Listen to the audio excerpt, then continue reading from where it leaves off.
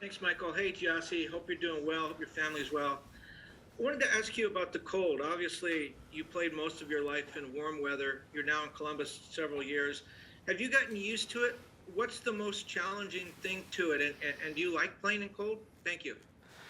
Yeah, thanks. I'm used to the cold weather now, and I feel like the group is as well. We had 2 days to train here in Columbus, and today it's actually a beautiful day. The sun is out. The snow is cleared off the field, so we're embracing it, and we're looking forward to playing in this weather. Next will be Sam Stayskool from The Athletic. Thank you, Michael. Thanks, Gyasi. Hope you're doing well. I wanted to ask you about your form. You haven't had the chance to play much since October. I think you've only had 28 minutes since October 21st. How do you feel about your fitness level heading in? Obviously, you've had some training time with the team over the last few weeks. But how do you feel about your fitness level and form heading into this round of qualifiers? Yeah, so the purpose of December camp was to increase my fitness level coming back from injury, and then the purpose of January camp was also to add on to the fitness level that carried over from last year. So I feel like I'm in great form, in great shape, and I understand game minutes is something that I still need to increase. But so far, I've been feeling good, I've been looking good, and I just have to keep going. The biggest thing with any player this year is staying healthy, and that's the goal. Next will be Brian Sharetta from American Soccer Now. Thank you very much, Michael.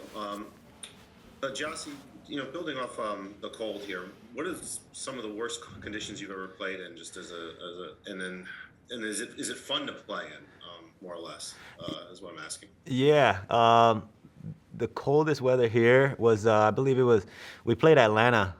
It was like a storm, and it was freezing cold. It was raining. It was hailing.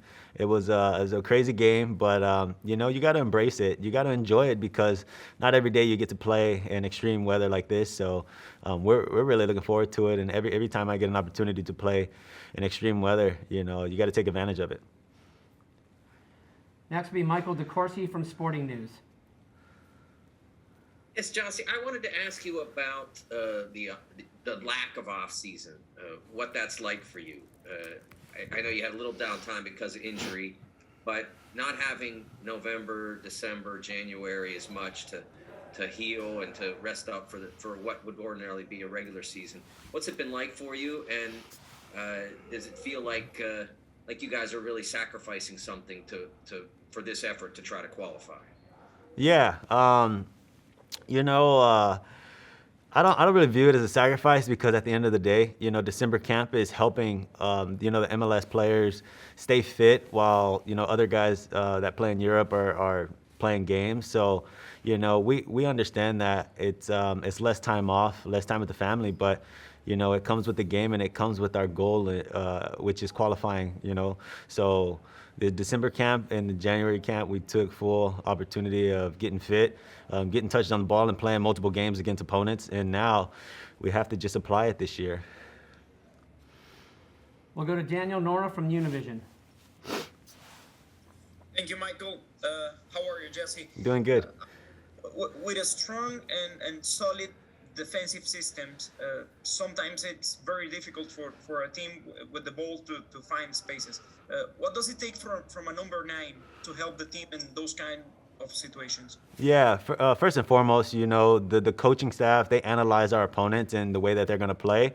And, during the training sessions, we're going over various strategies and various tactics to exploit our opponents. But, when teams play with a back five, it's important as a number 9 that you're making runs behind the back line, trying to find space, trying to connect. Sometimes there's not a lot of space because there's like kind of 3 center backs, but the coaching staff have a solution, and we've been applying it during the past couple training sessions. So I'm excited to see what's to come this Thursday. Next will be Juan Carlos Maigua. Hi, thank you for your time. I wanted to ask you, given the precision of both teams coming into the game, is it difficult for you to predict the rival, regardless of them being almost in last place and you guys having, Canada and Mexico so close to you guys? How do you view this game coming up? Yeah, for us, we're not thinking about any other opponent. Our main opponent is El Salvador. We're only thinking about this next game, and we're not thinking too far ahead. So our primary focus is this game coming up on Thursday. Thank you, Gyasi, and thanks, ladies and gentlemen, for joining us today. We'll be back at 2:15 Eastern Time tomorrow.